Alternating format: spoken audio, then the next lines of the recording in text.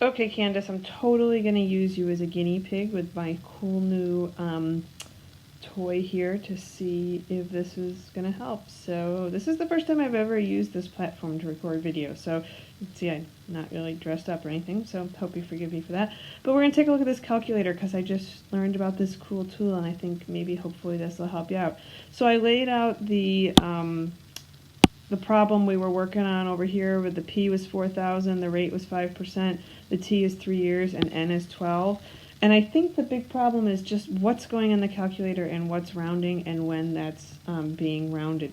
So I went to an online calculator just because I have no idea if you have a Windows, if you have a Mac, if you're using your phone, if you're using a real calculator like one of these guys here. I have no idea. But I figured this was available to all of us, so it would kind of give us a good common ground. I just Googled Web 2.0 calculator. There's tons of scientific calculators out there. I've been using this one forever, so it's kind of the one that I revert to. And just to show you how I use that to solve this problem without taking anything out of the calculator, because these problems are so fraught with rounding error. The first thing I did do was multiply, because if you'll recall, let's just write our compound interest formula up here. Principal times 1 plus rate over n to the nt. So, things I'm learning at this school. I really should put the iPad in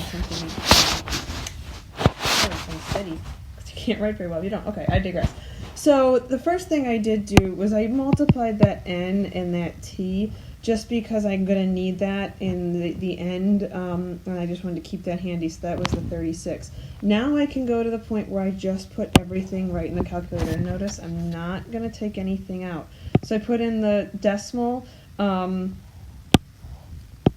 the interest rate, 0.05, and I divided that by the compounding terms, or number of times a year it was compounded, 12. And I got this. I'm not going to round it. I'm not going to take it out. I'm just going to leave it there and hit +1, because what this does is it alleviates all of my rounding error.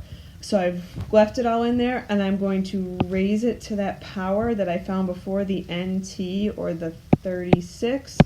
And lastly, I'm going to multiply it by the principal. Notice I never ever rounded anything or took anything out of the calculator, and that's where I'm getting that $4,645.89. Let me know if that helps.